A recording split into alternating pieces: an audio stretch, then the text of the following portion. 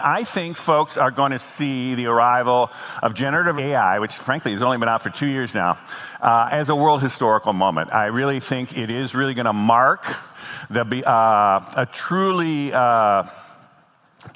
arrival of a truly transformative technology. It has, in some ways, what generative is doing is, we've had AI before, but it's been very focused, been very targeted. You had to have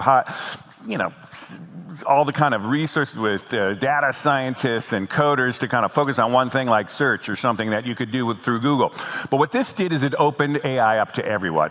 It was really the ability to kind of, just through talking, anybody, anywhere, to actually harness this incredible power of technology. It reminded me, similar to what I actually saw and lived through in the early days of Wired magazine there, was essentially we had the internet before the early 90s, but it was really the opening up the internet through the web that made it available to everybody that led to the explosion of kind of innovation that actually has really created our world in the last 25 years here. Very many interesting parallels. I actually go further and say it's really that we're actually crossing the threshold into an AI age. The AI age is beginning. I use the word age deliberately. When we use the word age and kind of talking about humans, we kind of entered the Bronze Age. We learned how to work with metals. When you get into a different age, it's essentially a step change in our abilities, and it essentially opens up a technology that humans will use forever after. There's no going back to the pre-age. And I think that's really what we're seeing here. We're in the very early ages of thinking that humans are going to be working with AI for centuries.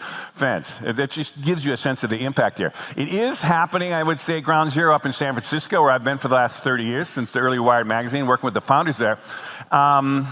And just about the time when everyone kind of says, everyone's leaving San Francisco's so over it. The East Coast media loves to do that to us about every 5 years or so.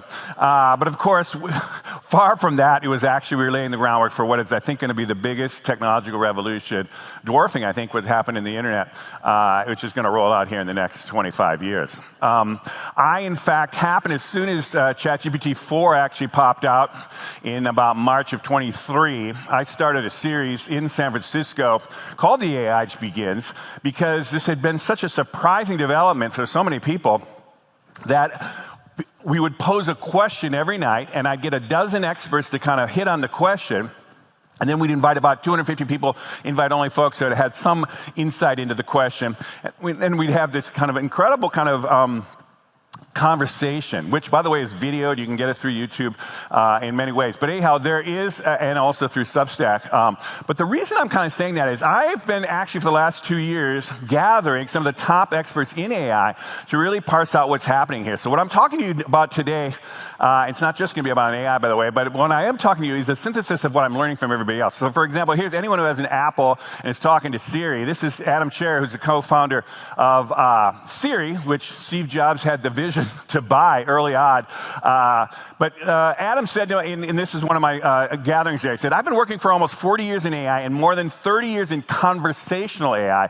And I am one of those who say, I never thought I would see what's happened in this last year in my lifetime. This is a very common thing. Many AI experts I knew did not think they would see this kind of level of development in their lifetimes. They said eventually humans would get to it. But it's a very consistent thing through so many different people. Here's another woman who not only was running a lot of their AI labs up in Amazon, but also was a former patent officer, or running the patent office, Michelle Lee. And she said, even before the announcement of the ChatGPT back in November last year, I was a believer that artificial intelligence is the most transformative technology of our generation. She means of our time. By the way, there's me, kind of the host behind there, trying to orchestrate this. And here's Greg Corrado, who really is probably one of the top dozen people in the world around AI. He's the co-founder of Google Brain Team, and he also is now focused on the implications in biotech. But he said, I feel there hasn't been a moment that I've been alive where there was a larger space of possibilities that have just come up over the horizon and have come up in the last year or so. So what I'm saying to you folks here in tech is, yes, this is a big deal. We are walking through an incredible moment here. And you are really playing a big part of that with your data centers and all the things tied into kind of creating the infrastructure essentially for this.